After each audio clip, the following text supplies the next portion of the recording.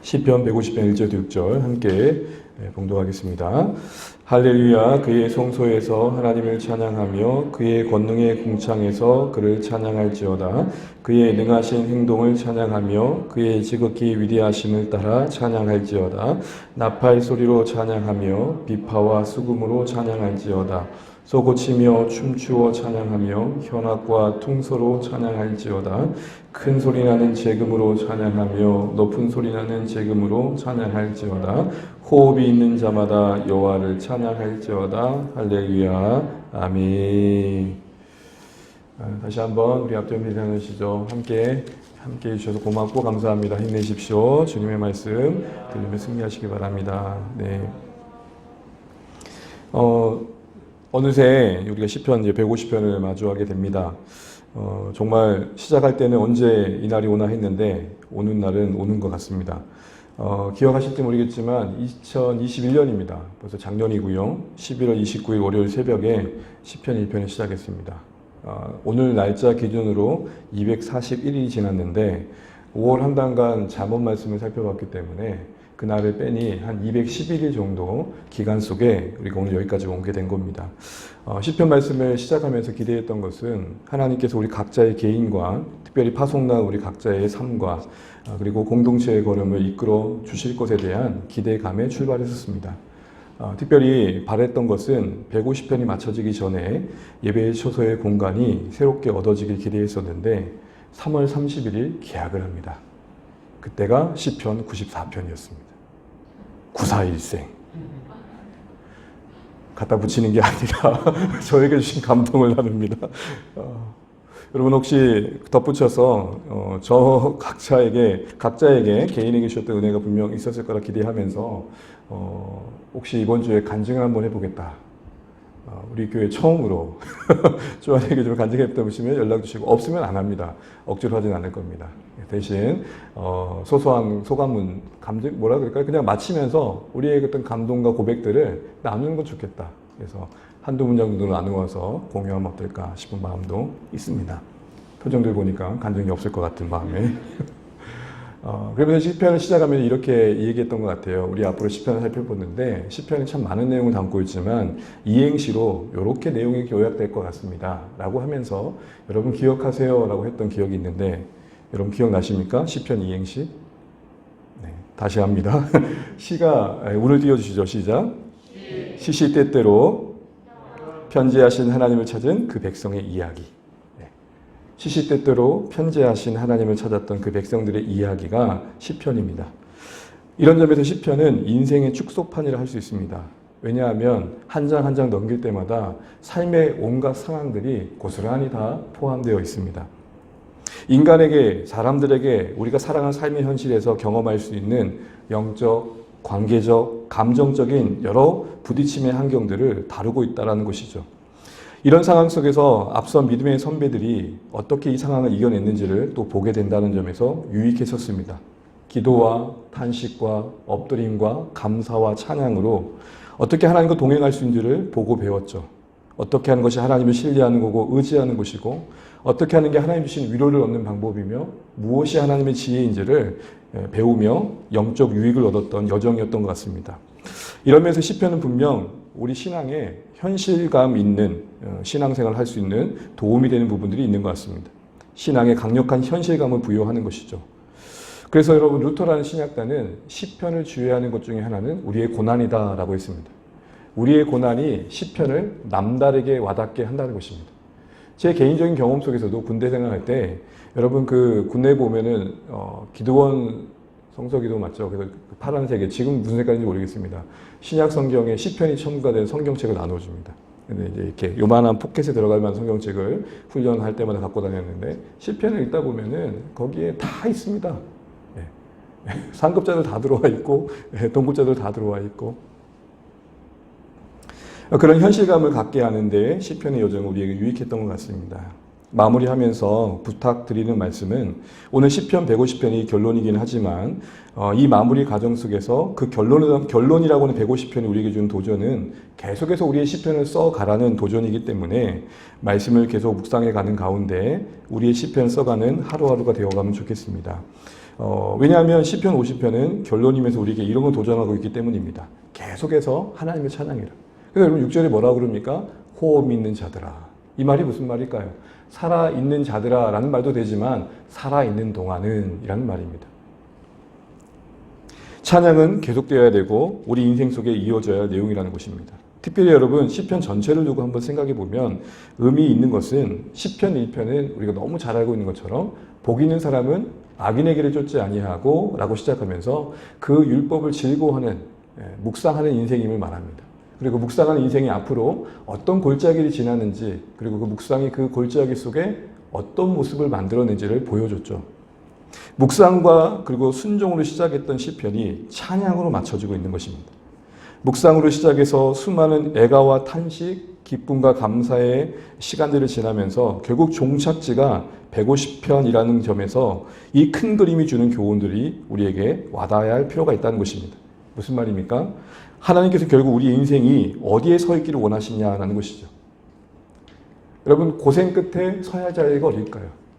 그 수많은 은혜 가운데 결국 서야 할 자리가 어딜까요? 우리가 하나님의 말씀을 알고 기도가 깊어져 결국 서야 할 자리가 어딜까요? 가끔 우리의 신앙생활은 말씀 그 자체에, 기도 그 자체에, 사역 그 자체에 머물 때가 있습니다. 모든 신앙의 얘기들의 결론은 똑같습니다. 찬양이어야 합니다. 우리 존재가 그 하나님을 높이는 자가 되어야 되고 우리의 성품이 그러해야 되며 또한 우리의 입술이 그러해야 합니다. 어떤 상황 속에도 하나님을 찬양함으로 하나님의 주권이 인정되어지고 선포되어야 되는 것이죠. 마치 이는 우리의 존재와 삶이 하나님 손에 들려진 악기가 되는 것입니다. 우리 인생이, 우리의 존재가, 우리 성품이 우리가 하나님의 악기가 되어지는 거예요. 여러분 어떤 악기를 들었을 때 가장 먼저 하시는 게 뭡니까? 조율이죠. 튜닝이죠. 그 각각의 음이 제 음을 낼 수 있도록 원음에 가까운 소리를 먼저 일치시킵니다. 그리고 조율되어진 그 악기를 가지고 악보를 연주해 가는 것이죠. 시편은 마치 우리 인생에 비유하자면 우리 인생이 그 하나님의 악기가 되어져서 하나님 안에서 조율되어지고 그리고 하나님이 원하시는 삶을 연주해내는 가운데 오늘 우리의 삶 속에서 하나님이 원하시는 노래가 만들어지는 것, 이렇게 비유할 수 있을 것 같습니다. 이런 큰 그림 안에서 우리에게 주신 도전들을 기억하면서 오늘 150편 1절부터 우리에게 주신 교훈들을 생각해 해보고자 합니다. 우리 1절 말씀 같이 한번 읽어보겠습니다. 시작. 할렐루야 그의 성소에서 하나님을 찬양하며 그의 권능의 궁창에서 그를 찬양할지어다. 아멘. 여러분 할렐루야로 시작해서 할렐루야로 맞춰지는 이 할례시의 마지막 5번째 시는 우리에게 먼저 찬양을 하되 어디에서 찬양해야 되는지 그 찬양의 장소를 알려주고 있습니다. 영어로 굳이 말하자면 where, 어디서 찬양해야 되느냐, 장소가 어디냐라고 할 때 어디라고 말하고 있습니까? 하나님의 성소와 하나님의 권능의 궁창에서 신자들은 찬양할 수 있어야 된다라고 말합니다. 근데 여러분 성소는 그렇다 치더라도 궁창에서 찬양하는 말을 그대로 해석하자면 불가능한 일이 됩니다. 궁창은 어디입니까? 온 우주, 온 하늘입니다. 그러니 우리가 여기서 찬양하려면 날개를 달고 거기까지 가야 되는 거죠. 그런 의미에서 본다면 장소로 언급되어지고 있는 이 성소와 궁창은 결국 무엇을 말하느냐 할 때 결국 특정 장소를 말하는 게 아님을 압니다. 왜냐하면 이 성소와 궁창은 하나님의 임재의 또 다른 말이기 때문에 그렇습니다.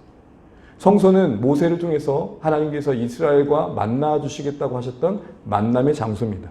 하나님이 그들과 함께 하심의 상징이 되는 장소입니다. 하나님의 임재의 장소입니다. 또한 궁창은 시편 19편 1절을 보게 되면은 하늘이 하나님 영광 선포하고 궁창이 그의 손으로 하신 일을 나타내는노다라는 말씀에 비춰보면 궁창, 온 우주와 하늘은 하나님의 손길이 가득한 곳입니다. 결국 한마디로 이 성소와 궁창에서 찬양하라 라는 말의 의미는 하나님의 임재에 있는 어디든 그곳은 찬양의 자리가 될 수 있다. 하나님께서 함께 하시는 그곳은 어디든 찬양의 현장이 되어야 된다. 이 얘기를 하는 것입니다. 이 세상에서 여러분 하나님께서 계시지 않는 곳 아무 데도 없죠. 그러기에 이 말은 우리에게 찬양의 장소는 제한되지 않으며 어디서든지 우리가 하나님을 찬양할 수 있어야 됨을 말합니다. 더하여 여러분 이제 신약시대에 우리의 신분이 무엇입니까? 상공부 때 우리가 주일에 나눴던 것처럼 우리는 성부 하나님과의 관계 속에서는 하나님의 자녀요. 그리스도와의 관계 속에서는 그의 신부며 성령과의 관계 속에서는 성령의 전으로 성전으로 구별됨의 신분을 갖고 있다 말씀드렸습니다. 우리가 성전이라는 것은 우리 안에 하나님의 계심을 말하고 그러기에 우리가 성전이라는 것은 우리가 가는 곳곳이 하나님과 함께 하시는 곳이기에 우리 삶이 펼쳐지는 그 어디 곳이든 어떤 상황이든 하나님을 찬양할 수 있어야 됨을 동일하게 말하고 있다는 것이죠. 여러분 찬송가 438장을 잘 아시죠? 내 영혼이 은총이고 2절 가사에 이렇게 됩니다. 높은 산이 거친 들이 조막이나 궁굴이라 내 주 예수 모신 곳이 그 어디나 하늘나라. 더 하려고 했더니 목이 안 따라주는 거였어요. 높은 산이든 거친 들이든 초막이든 궁궐이든 우리가 구주 예수 모신 곳, 우리가 성전되어 살아가는 그곳이 예배의 현장이 될 수 있다는 것을 우리의 찬양 고백 속에서 확인합니다. 즉 결론적으로 장소보다 중요한 건 찬양의 대상이신 하나님의 함께 하심을 신뢰하는 중에 우리의 시선이 하나님을 향하고 있다면 그곳이 찬양의 자리가 된다. 이 얘기를 하는 것입니다. 고난 인생 여정 속에서 잠시라도 하늘을 응시하며 하나님을 부르는 그곳이 찬양의 자리가 되는 것입니다. 분주한 일상 속에서도 잠시라도 호흡을 가다듬고 주님 부르는 그곳이 찬양의 자리가 되어지는 것입니다. 그런데 여러분 이러한 중요한 원리를 우리가 배제한 채 간혹 찬양과 또 확장된 그 찬양의 개념이 예배의 개념 속에서 우리 자신의 만족과 감동과 피로가 우선시될 때가 종종 있습니다.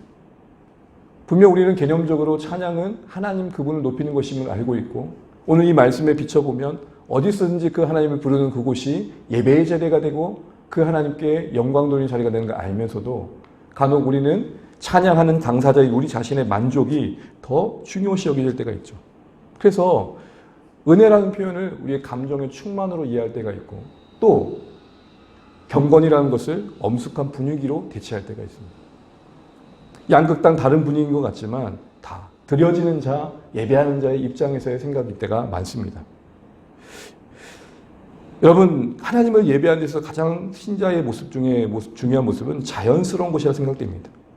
하나님을 응시하는 중에 자연스럽게 가슴이 뜨거워지고 하나님을 바라보는 중에 자연스럽게 내 손이 모아지고 들려지는 거죠. 근데 간혹 여러분 손들며 찬양하는 경우를 우리가 볼 때에 물론 동요하고 격려할 수 있지만 이 부분에 대해서 여러분은 어떻게 생각하십니까? 박수 치는 것은 여러분 어떻게 생각하십니까? 하나님으로 인한 만족과 기쁨이 자연스럽게 표현되는 것이면 저는 가능하고 감사하다고 생각합니다. 근데 경건의 이름으로 너무 경직된 분위기를 만드는 것도 문제이지만 은혜라는 명분으로 너무 인위적인 것도 문제일 수 있겠다 싶은 것입니다. 나는 여전히 손들 마음이 아닌데 아직 준비가 되지 않았는데 손을 들자 할 때에 여러분 그것이 우리 가운데 하나님과의 관계 속에서 걸림돌이 될 수 있겠다 싶은 생각 해보는 것이죠. 어느 누군가는 손드는 것보다 지그시 눈을 감는 게 더 큰 하나님을 향한 고백이 될 수도 있습니다. 하나님 저 세상 안 보겠습니다. 주님만 바라보겠습니다.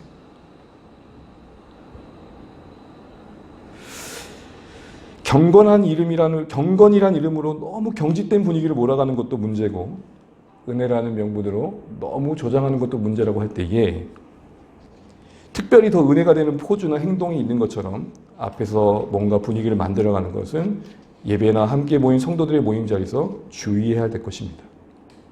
우리가 각자 경험했던 교회의 분위기와 예배의 분위기가 분명 다르겠지만 전 적어도 중요한 것은 자연스러움이라 생각됩니다. 자연스럽게 손드는 게 이상하지 않아야 되고 자연스럽게 하나님을 향한 찬양의 고백 속에 나오는 자연스러운 행동들은 우리가 서로 이해해 줘야 되는 거죠. 그러나 더하여 함께하는 예배 자리의 질서도 중요합니다.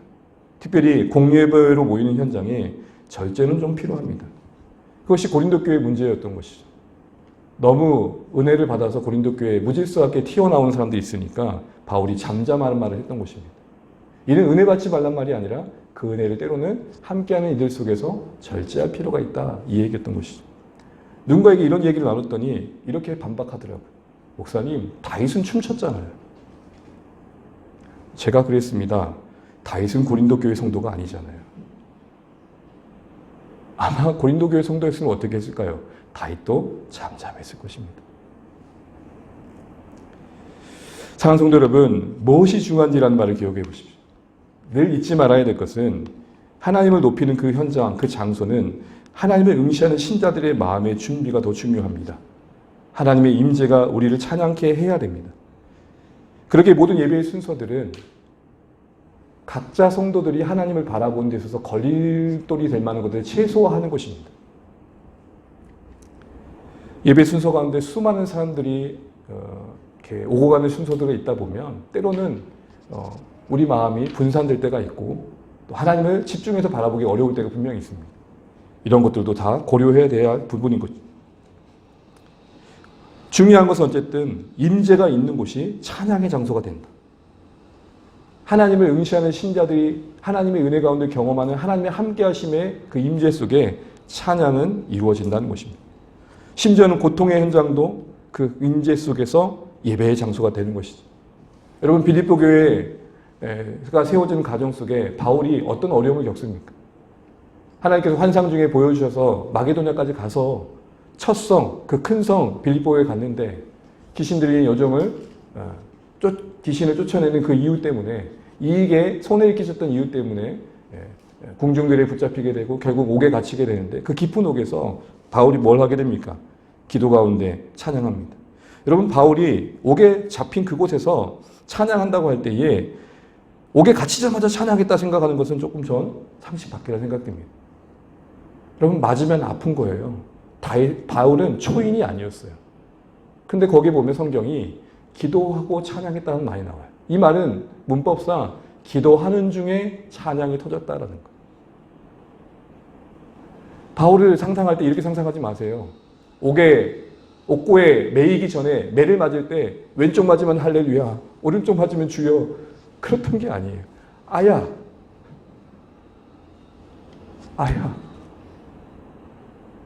온몸의 상처가 아픈데 가만히 생각해보니 기도하게 되고 하나님 오라고 해서 왔는데 이게 뭐예요? 라고 원망의 기도도 했을 것입니다.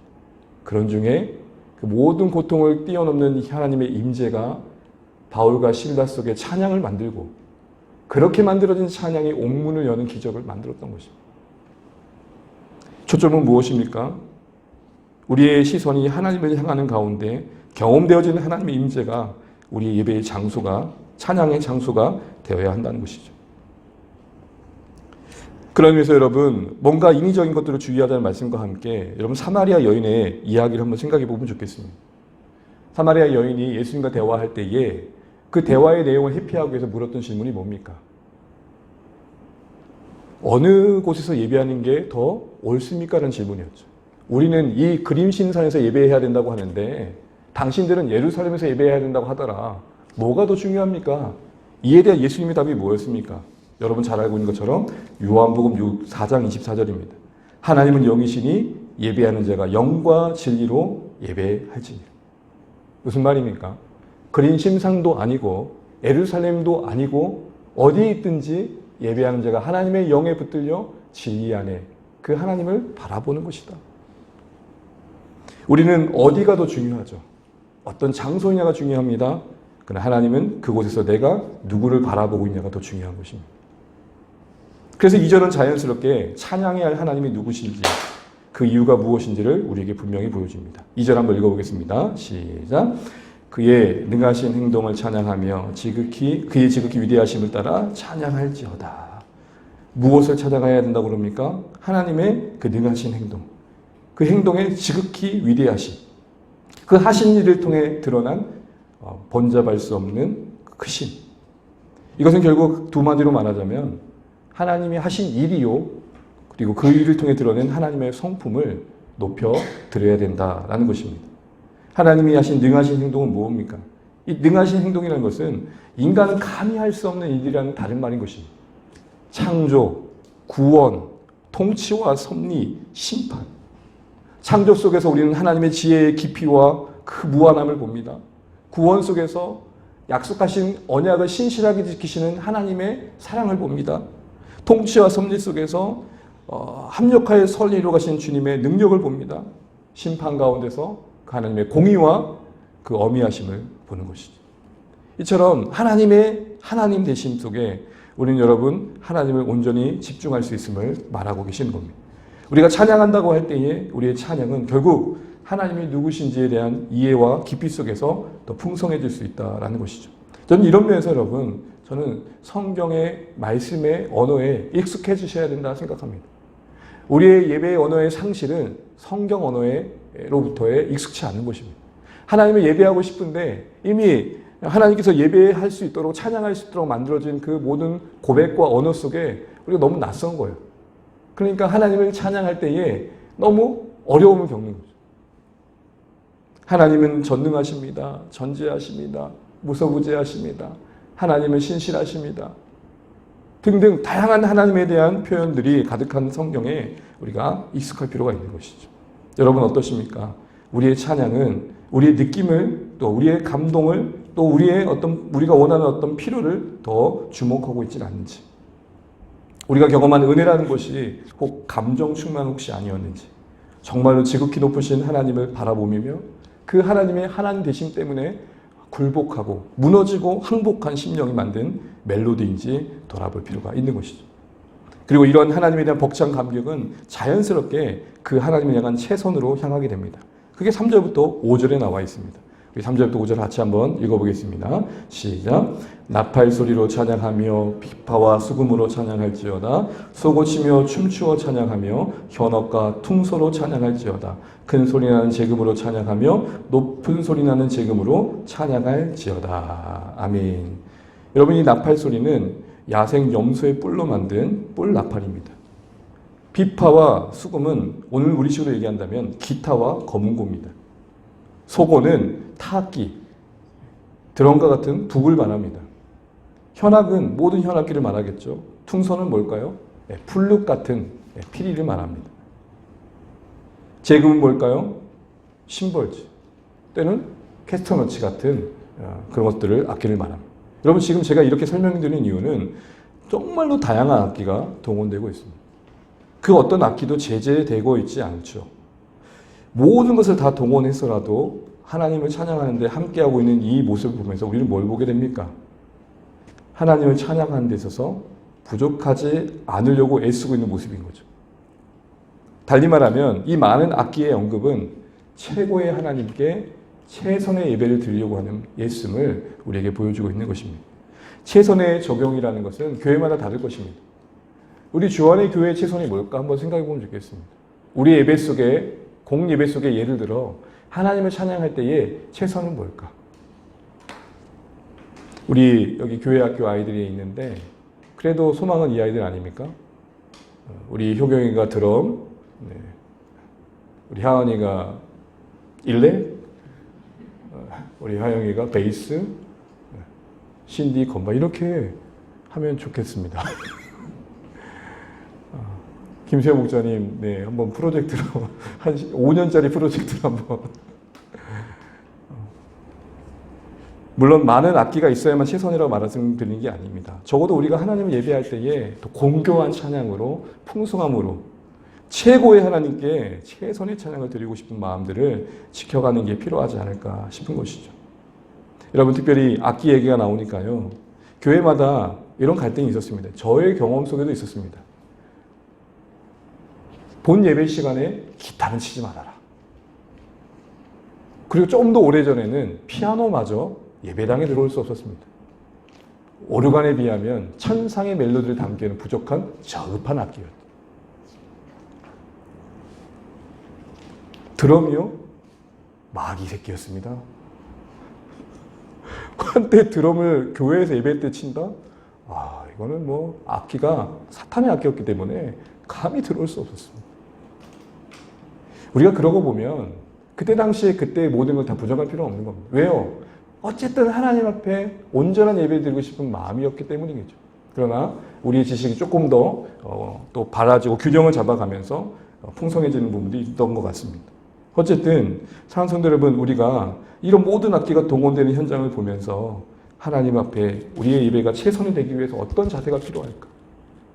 여러분, 당장 또 하나의 악기를 동원하자는 말이 드는 게 아닙니다.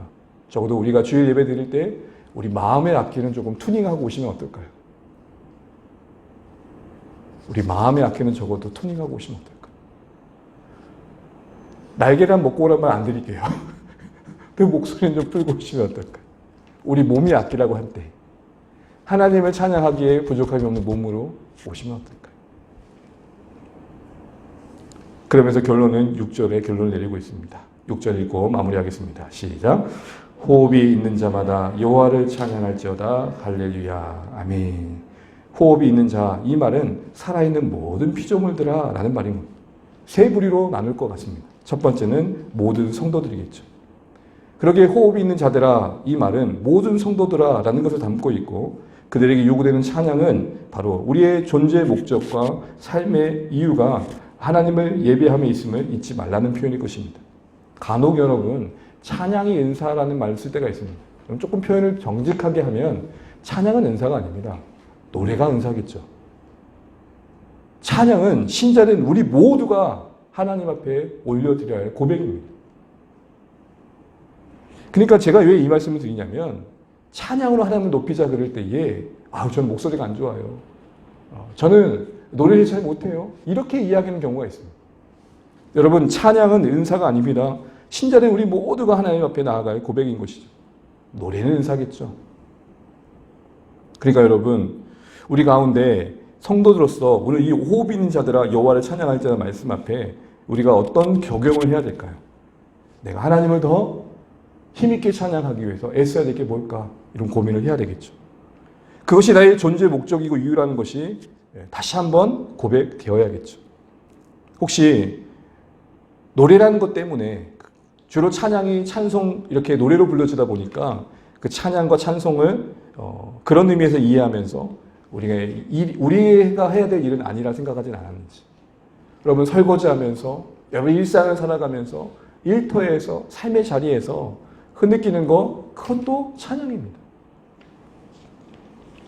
목소리의 좋고 나쁨을 떠나서 신자들 우리 모두는 찬양하는 자리에 부름받았음을 잊지 않고 여러분 찬양하자 할 때 빼지 마시고 힘있게 같이 목소리를 보태고 마음을 보태고 힘있게 찬양할 수 있는 주 안의 공동체 되기를 축복합니다.